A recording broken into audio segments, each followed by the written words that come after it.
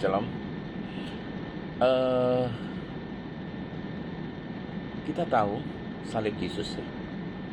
Tapi apakah kita tahu salib kita? Lukas 9 ayat 22 mengatakan, setiap orang yang mau mengikut aku, ia harus menyangkal dirinya, memikul salibnya, dan mengikut aku. Kita tahu salib Yesus adalah salib penebusan. Ia memikul dosa dunia, mati sebagai korban sempurna untuk keselamatan kita. Tapi salib kita bukan salib penebusan, Bapak Ibu, melainkan salib pemuritan. Mari kita pikirkan bersama-sama, Bapak Ibu, ya. Salib Yesus dan salib kita. Salib Yesus, jalan pengorbanan yang hanya bisa dilakukan oleh Dia sebagai anak Allah yang tanpa dosa. Inilah karya penebusan, Bapak Ibu. Sedangkan salib kita, respon kita terhadap karya Kristus, ketaatan, penyangkalan, dan kesetiaan kita untuk ikut Dia, meski harus menderita. Apa artinya memikul salib kita?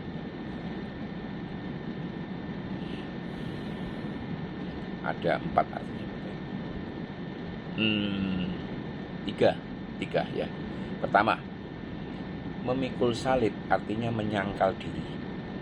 Tidak lagi hidup untuk ego, keinginan daging, atau kepentingan pribadi, melainkan tunduk pada kehendak Allah. Galatia 2:20 mengatakan, namun aku hidup, tetapi bukan lagi aku sendiri yang hidup, melainkan Kristus yang hidup di dalam aku.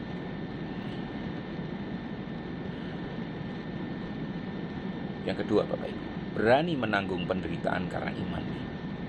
Salib berarti siap diejek, ditolak, bahkan kehilangan sesuatu karena tetap setia kepada Kristus.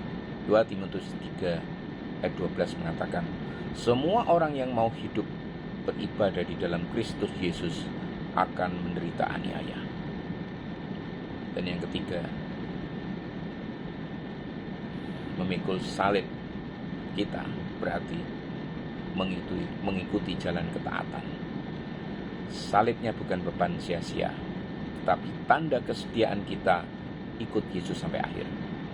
Filipi 3 ayat 10 mengatakan, yang ku kehendaki ialah mengenal Dia dan kuasa kebangkitannya dan persekutuan di dalam penderitaannya, di mana aku menjadi serupa dengan Dia di dalam kematiannya.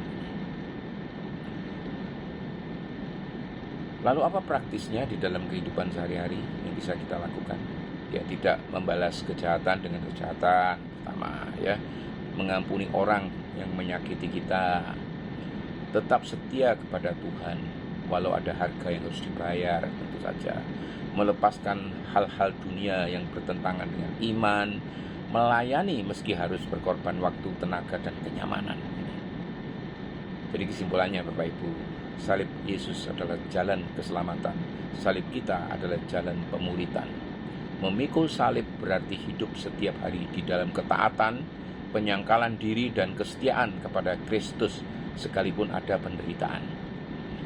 Yesus tidak menjanjikan jalan yang mudah ya, bagi para pengikutnya. Ya. Ia tidak berkata, ikutlah aku, maka semua akan lancar dan nyaman. Sebaliknya ia berkata, jika mau ikut aku, pikul salibmu setiap hari. Salib bukan sekedar lambang hiasan, tetapi simbol penderitaan, pengorbanan, dan penyangkalan diri. Memikul salib berarti rela meninggalkan ego, keinginan daging, dan kenyamanan dunia demi ketaatan kepada Kristus.